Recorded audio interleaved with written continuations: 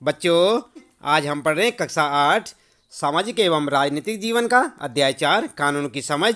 और आपको बता रहे हैं हम यहाँ पर इस पाठ से संबंधित प्रश्नों के उत्तर अभ्यास प्रश्न उत्तर में। सबसे पहले बच्चों आप ध्यान दें, यहाँ पर पाठ के अंतर्गत पूछे गए प्रश्न और उनके उत्तर, यानी कि जो पाठ के बीच बीच में कुछ प्रश्न पूछे होते हैं उनके उत्तर हम आपको यहाँ पर बता रहे हैं। पहला प्रश्न है, इस स्थिति को पढ़ें और उसके नीचे दिए गए प्रश्नों के उत्तर दें। एक सरकारी अधिकारी के बेटे को जिला अदालत ने 10 साल की सज़ा सुनाई है। इस वजह से वह सरकारी अधिकारी अपने बेटे को भाग निकलने में मदद करता है। क्या आपको लगता है कि उस सरकारी अधिकारी ने सही काम किया? क्या उसके बेटे को केवल इसलिए कानून से माफ़ी मिल जानी चाहिए कि उसका बाप आर्थिक और राजनीतिक रूप से बहुत ताकतवर है? आप देख सकते हैं इस प्रश्न को 43 नंबर यानी कि 43 नंबर पेज पर देखें। आप अपनी पाठ्य पुस्तक के उत्तर इस प्रकार से लिखें बच्चों। सरकारी अधिकारी ने सही काम नहीं किया बल्कि अपने पद का दुरुपयोग किया ना। इसके बाद दूसरा यहाँ पर लिख सकते हैं आप पॉइंट, अधिकारी के बेटे को इस आधार पर माफ़ी नहीं मिलनी चाहिए उसका पिता आर्थिक और राजनीतिक रूप से ताकतवर है। तो इस प्रकार से आप अपने इस पहले प्रश्न का उत्तर लिख सकते हैं बच्चों। इसके बाद दूसरा प्रश्न है आपका, इस किताब में मनमाना, क्या देख रहे हैं आप? मनमाना। मनमाना शब्द का इस्तेमाल पीछे भी आ चुका है अध्याय 1 के शब्द संकलन में आप इसका मतलब पढ़ चुके हैं। अब एक कारण बताइए कि आप 1870 के राजद्रोह को कानून का, जो 1870 का राजद्रोह कानून था उसको मनमाना क्यों मानते हैं? 1870 का राजद्रोह कानून किस प्रकार कानून के शासन का उल्लंघन करता है? और ये प्रश्न आपको मिलेगा बच्चों 45 नंबर पेज पर, यानी कि 45 नंबर पेज पर देखें आप अपनी पाठ्य पुस्तक के उत्तर लिखेंगे आप। सबसे पहले उत्तर लिखने के बाद राजद्रोह कानून 1870 लिखें आप, हेडिंग डाल के लिखें बच्चों। इस कानून के अनुसार अगर कोई भी भारतीय व्यक्ति ब्रिटिश सरकार का विरोध या आलोचना करता था उसे मुकदमा चलाए बिना गिरफ्तार किया जा सकता था। ये था 1870 का राजद्रोह कानून। और इसे मनमाना क्यों कहा जाता है? यहाँ पर लिखे आप मनमाना क्यों, हेडिंग डालें। फिर लिखेंगे कानून सभी पर समान रूप से लागू होता है परंतु यह कानून ब्रिटिश सरकार द्वारा केवल भारतीय नागरिकों के लिए बनाया गया था। तो आप समझ गए होंगे बच्चों किस प्रकार से आपने इस दूसरे प्रश्न का उत्तर लिखना है। ठीक इसी प्रकार आप लिखें। इसके बाद बच्चों यहाँ पर शुरू हो जाते हैं चित्र आधारित प्रश्न। और पहला प्रश्न है, घरेलू हिंसा से आप क्या समझते हैं? हिंसा की शिकार महिलाओं को नए कानून से कौन से 2 मुख्य अधिकार प्राप्त हुए हैं? तो यहाँ पर आप जो है देख सकते हैं इस प्रश्न को 48 नंबर पेज पर, यानी 48 नंबर पर, जो 48 नंबर पेज होगा आपकी पाठ्य पुस्तक के, वहाँ पर आपको इस प्रकार का एक प्रश्न देखने को मिलेगा। उत्तर में आप लिखेंगे, हेडिंग डालें घरेलू हिंसा।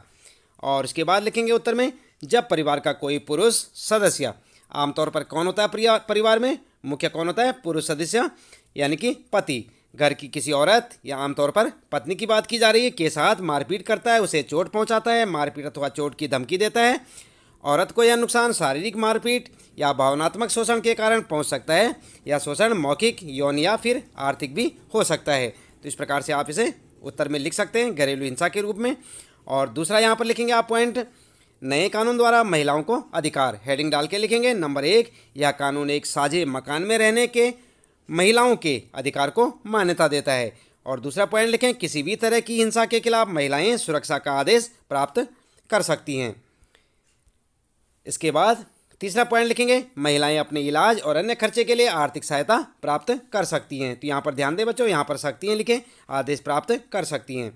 इस प्रकार से आप इन 3 पॉइंटों में इस प्रश्न का उत्तर दे सकते हैं। देख लेना आप, ये है पहला प्रश्न और इसका जो है उत्तर आप चित्र आधारित प्रश्न है बच्चों ये। और इसका उत्तर इस प्रकार से लिखेंगे आप, पहले घरेलू हिंसा के बारे में लिखेंगे हेडिंग पे, उसके बाद नए कानूनों द्वारा महिलाओं को अधिकार लिखेंगे 3 पॉइंट में। इसके बाद अगला दूसरा प्रश्न शुरू होता है, क्या आप एक ऐसी प्रक्रिया बता सकते हैं जिसका इस्तेमाल इस कानून की ज़रूरत के बारे में लोगों को अवगत कराने के लिए किया गया है? और ये प्रश्न मिलेगा आपको 48, यानी कि आपकी पाठ्य पुस्तक में देखें आप 48 नंबर पेज पर देखें, इस प्रकार का एक प्रश्न आपको देखने को मिलेगा। उत्तर क्या लिखेंगे? उत्तर इस प्रकार से लिखेंगे आप, सबसे पहले हेडिंग डालेंगे लोगों को अवगत कराने के तरीके, और हेडिंग डाल के लिखेंगे नंबर 1 नंबर 2 करके। नंबर 1 में लिखेंगे जन सुनवाई के लिए कार्यक्रम आयोजित किए गए।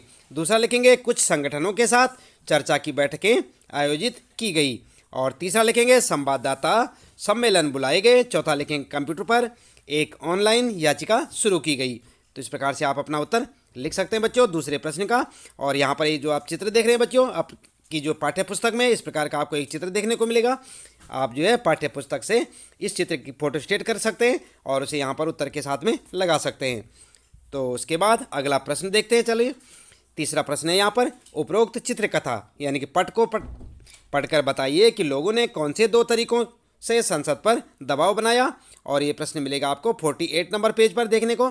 48 नंबर पेज पर देखें, आपने ये चित्र देखा था, इसको जो है आप साथ साथ जो है अपनी आंसर शीट पर चिपका सकते हैं बच्चों। फोटो स्टेट करें आप। और इस चित्र को देखने के बाद यहाँ पर जो है प्रश्न पूछा गया है कि उपरोक्त चित्रकथा पट को पढ़कर बताइए कि लोगों ने कौन से 2 तरीकों से संसद पर दबाव बनाया। उत्तर में आप लिखेंगे संसद पर दबाव बनाना और हेडिंग डालेंगे नंबर 1, वकीलों, कानूनों के विद्यार्थियों और समाज वैज्ञानिकों के संगठन लायर्स कलेक्टिव ने राष्ट्रव्यापी चर्चा के बाद घरेलू हिंसा विधेयक का मसौदा तैयार किया। दूसरा पॉइंट लिखेंगे, महिला संगठनों और राष्ट्रीय महिला आयोग ने संसदीय स्थायी को अपने सुझाव सौंप दिए। ठीक है, तो इस प्रकार से आप अपना उत्तर लिख सकते हैं बच्चों। ये तीसरा प्रश्न है। बात करते हैं बच्चों, आगे प्रश्न आते हैं आपके पोस्टर अध्ययन से संबंधित प्रश्न है। पहला प्रश्न है, बगल में दिए गए पोस्टर के बराबरी के रिश्ते हिंसा से मुक्त वाक्यखंड से आप क्या समझते हैं। और ये प्रश्न आपको देखने को मिलेगा 48 नंबर पेज पर। कहाँ पर मिलेगा? 48 यानी कि 48 नंबर पेज पर देखें आप। इस प्रकार का आपको एक प्रश्न मिलेगा और इसमें क्या पूछा है, बराबरी के रिश्ते हिंसा से मुक्त वाक्यखंड से आप क्या समझते हैं। तो क्या समझते हैं बच्चों। इसके बाद आगे यहाँ पर कहा है, जिन औरतों के साथ हिंसा या दुराचार होता है उन्हें आमतौर पर पीड़ित माना जाता है। इन हालात से उबरने के लिए औरतें तरह तरह से संघर्ष करती हैं, इसलिए उन्हें पीड़ित की बजाय सर्वाइवर कहना ज़्यादा बेहतर है। इस अंग्रेजी शब्द का अर्थ है जो बचा रहे। क्या समझे। तो यहाँ पर जो आपने सब पढ़ा, इसके बाद आपने यहाँ पर जो चित्र देखा बच्चों, आप अपनी पाठ्य पुस्तक में देख सकते हैं।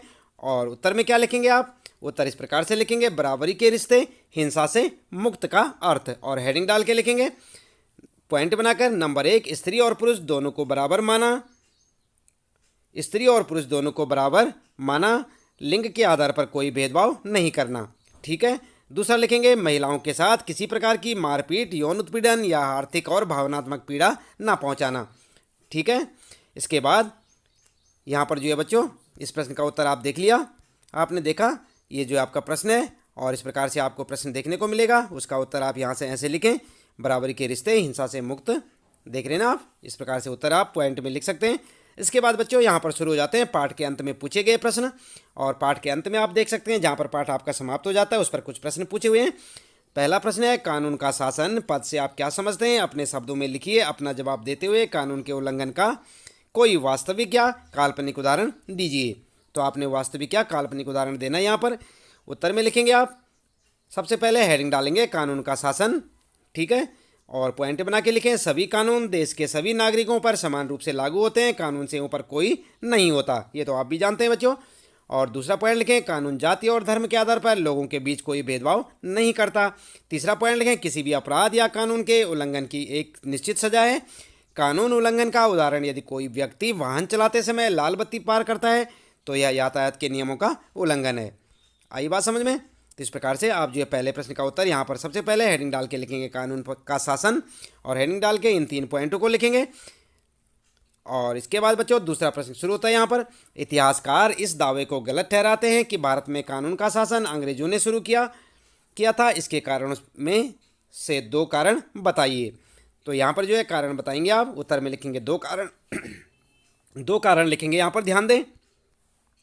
नंबर 1, ब्रिटिश सरकार ने तो कानूनों को मनमानी तरीके से लागू किया था, जैसे राजद्रोह एक्ट 1870, जिसके बारे में अभी आपने पढ़ लिया था। और दूसरा लिखेंगे, ब्रिटिश भारत में कानून के विकास में भारतीय राष्ट्रवादियों ने महत्वपूर्ण भूमिका निभाई थी। ठीक है। तो ये 2 कारण हो गए आपके। इसके बाद अगला प्रश्न है बच्चों, तीसरा प्रश्न है, घरेलू हिंसा पर नया कानून किस तरह बना। महिला संगठनों ने इस प्रक्रिया में अलग अलग तरीके से क्या भूमिका निभाई, उसे अपने शब्दों में लिखिए। तो आप यहाँ पर जो है हेडिंग डालेंगे, और यहाँ पर हेडिंग डालेंगे बच्चों महिला संगठनों की भूमिका, और फिर पॉइंट बनाकर लिखें नंबर 1, महिला संगठनों ने घरेलू हिंसा से पीड़ित महिलाओं की शिकायतें और विचार सुने। दूसरा पॉइंट लिखेंगे, महिला संगठनों ने जन सुनवाई के दौरान इस प्रकार हिंसा से निपटने के लिए एक नए कानून की जरूरत महसूस की। अगला पॉइंट लिखेंगे तीसरा, महिला संगठनों ने विचार किया, यहाँ पर जो है विचार विमर्श के लिए अलग अलग संस्थानों के साथ बैठकें की।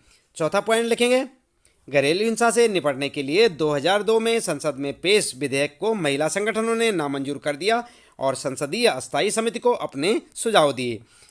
पांचवा पॉइंट लिखेंगे, 2005 में संसद के सामने नया कानून पेश किया गया, विधेयक पेश किया गया और संसद की मंजूरी के बाद 2006 में घरेलू हिंसा महिला सुरक्षा कानून लागू हुआ। तो यहाँ पर जो है इस प्रकार से आप अपना उत्तर लिख सकते हैं बच्चों। इसके बाद अगला प्रश्न शुरू होता है बच्चों, अपने शब्दों में लिखिए इस अध्याय में आए निम्नलिखित वाक्य। देख रहे हैं ना आप 44, 45 यानी कि 44 और 45 से आप क्या समझते हैं? अपनी बातों को मनवाने के लिए उन्होंने संघर्ष करना शुरू कर दिया। यह समानता का संघर्ष था। उनके लिए कानून का मतलब ऐसे नियम नहीं थे जिनका पालन करना उनकी मजबूरी हो। वे कानून को उससे अलग ऐसी व्यवस्था के रूप में देखना चाहते थे जो न्याय के विचार पर आधारित हों। तो देखा आपने, ये था आपका प्रश्न, काफ़ी लंबा चौड़ा है बच्चों। चलिए इसका उत्तर क्या लिखेंगे आप? उत्तर में लिखेंगे आप पॉइंट बना के लिखें, ब्रिटिश भारत में औपनिवेशिक सरकार ने बहुत से ऐसे कानून लागू किए जो भेदभाव पर आधारित थे। यह कानून का शासन नहीं था।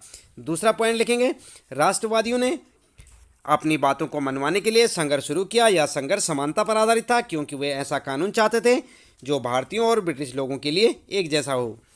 तीसरा पॉइंट लिखेंगे बच्चों, राष्ट्रवादियों के लिए कानून का मतलब ऐसे नियम नहीं थे जिनका पालन करना मजबूरी हो। और चौथा पॉइंट होगा, राष्ट्रवादी तो ऐसा कानून चाहते थे जो न्याय के विचार पर आधारित हो। तो आई बात समझ में? इस प्रकार से आप अपने चौथे प्रश्न का उत्तर लिख सकते हैं बच्चों। इसके साथ ही यहाँ पर इस पाठ से संबंधित प्रश्नों के उत्तर समाप्त होते हैं। तो उम्मीद है कि आपको अच्छे से समझ आए होंगे। आप इन्हें जो अपनी नोटबुक में नोट करें और उन्हें अच्छे से याद करें ताकि आपको परीक्षा में किसी परेशानी का सामना न करना पड़े। तो लगातार देखते रहें वीडियो और जुड़े रहें हमारे साथ।